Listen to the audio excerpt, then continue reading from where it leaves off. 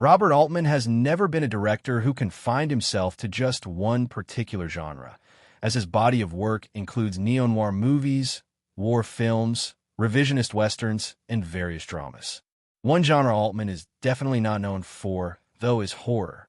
Yet, in his long career, he made one, a 1972 psychological horror, Images, which has remained his only work in this area. On the surface, Images might seem like a total divorce from Altman's usual zone of interest. There's no trademark humor in it, dark or otherwise. It's not an ensemble film, but instead a very intimate, chamber story about a woman who seems to be gradually losing her mind. However, Altman actually manages to stay true to himself, even working with an unfamiliar genre, as Images digs deep into one of his all-time favorite topics, the exploration of the complexities of human behavior, which, in his films, is usually filled with disturbing undertones and often inexplicable actions. What is Images about? Catherine, Susanna York, is a children's book author who has been experiencing disturbing occurrences lately.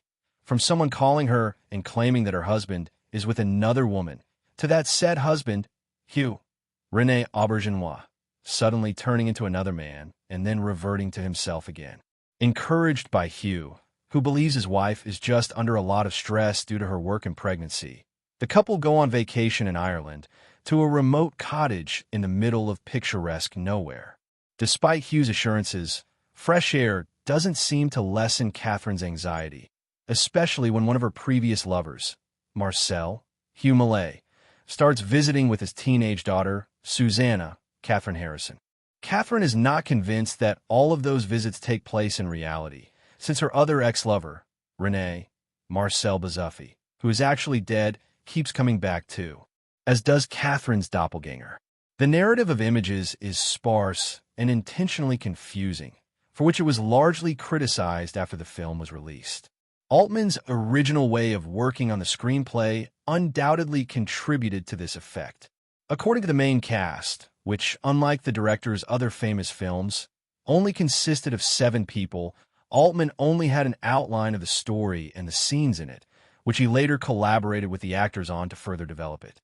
The result might come off as a series of episodes randomly strung together, which fits the narrative reminiscent of a fever dream about a woman lost between the lovers of the past and present and harassed by a doppelganger, or a fit of her imagination.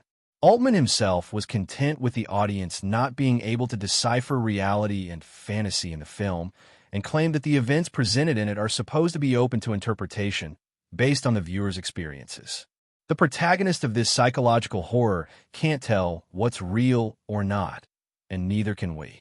Images enjoyed a premiere at the Cannes Film Festival, where Susanna York, who would go on to star in another cult horror, The Shout, a few years later, got an award for Best Actress, cementing her performance as one of the major aesthetic tools in the film. As we stay with Catherine's perspective throughout the whole movie, witnessing the familiar reality around her deteriorating before our eyes, the themes of obsession and possible mental health issues, one of the hallucinations directly accuses Catherine of having those, arise. This suggests parallels with other Altman's psychological works of the time, a very disturbing That Cold Day in the Park, 1969, and 3 Women, which would come out in 1977.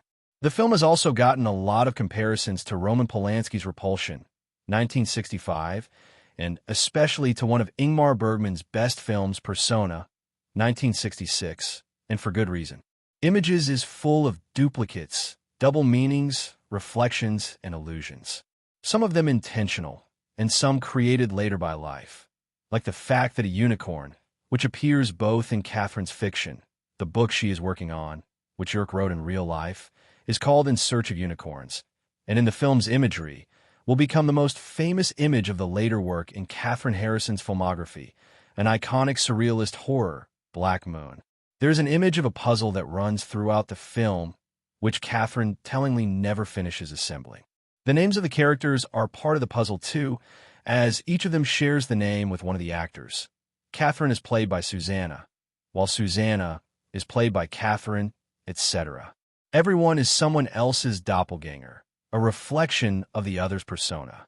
And the reality they exist in is also fragile, seemingly on the verge of shattering, emphasized by the double impact of John Williams' eerie score and the additional sound work done by the cult multi-instrumentalist Stomi Yamashita, whose use of crystal chimes creates a lingering, haunting effect.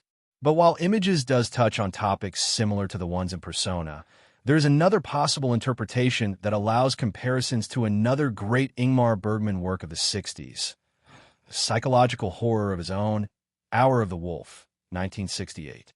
Since the heroine of Images is a writer, an artist, like the protagonist of Bergman's above-mentioned film, it's easy to see Altman's movie as a parable of the throes of the creative process.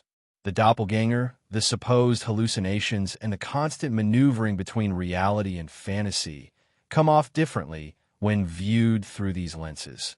Not as just abstract supernatural manifestations, but the representation of very real struggles relatable to anyone who has ever tried any form of creative expression. Battling her personal demons and simultaneously being seduced by them, Catherine plays around with the narrative, trying to find the one that fits, and unexpectedly discovers herself in a new genre, kind of like Altman in this particular case.